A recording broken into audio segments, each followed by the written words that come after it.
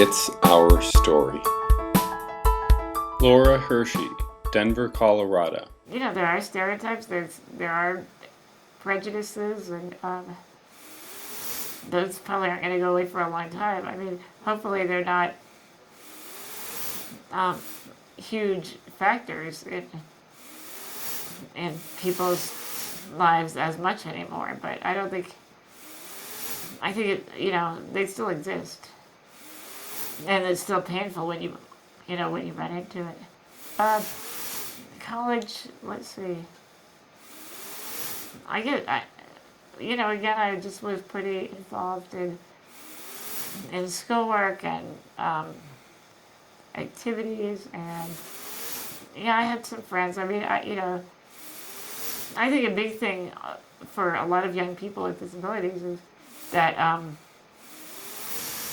I didn't get asked out on dates a lot at all, so that was hard because that's such a standard, way of socializing at that age. But so that was really hard.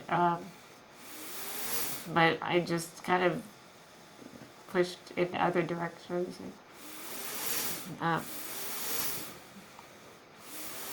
I think, as happy as I was to get out of the segregated school, being in schools and communities where there were really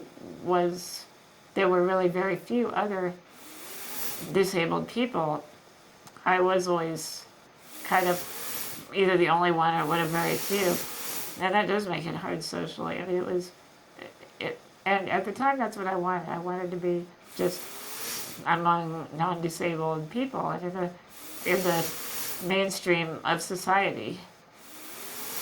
And so, in my mind, that meant I didn't want to be around other disabled people. So I had my attitude about that changed a lot after I graduated from college. I had the opportunity to apply for a fellowship to go abroad to do some type of independent study project. So the proposal that I wrote was to go to England and explore the disability rights movement. So I got that fellowship and I went there, and all of a sudden, after 10 or more years of avoiding other people with disabilities and not focusing on disability at all. Now, all of a sudden, I was in London where I didn't know anybody, and I was spending all of my time focusing on disability issues, meeting people with disabilities, learning about disability culture and disability pride, and it totally changed my life. So it was a huge jump into that, I guess. That was 1980. It was after I graduated, so it was 83, 84, I was in London. And when did you start becoming active in the independent living movement?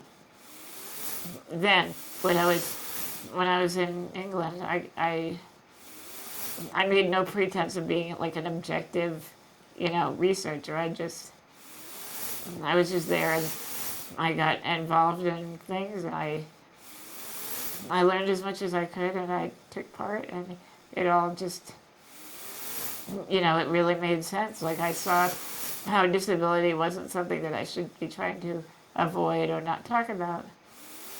It was something that was a global community and a movement and a culture, and something that was very exciting.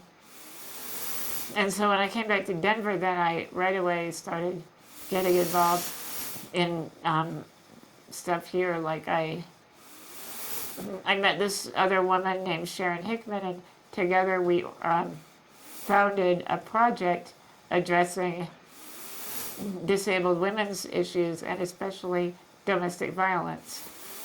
So I got really involved in women with disabilities issues, and I also got my first full-time job at an independent living center in Denver.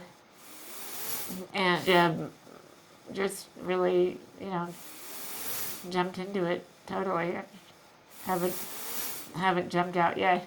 The It's Our Story project is a national effort to make disability history public and accessible. Visit us at www.itsourstory.org or on the It's Our Story project YouTube channel.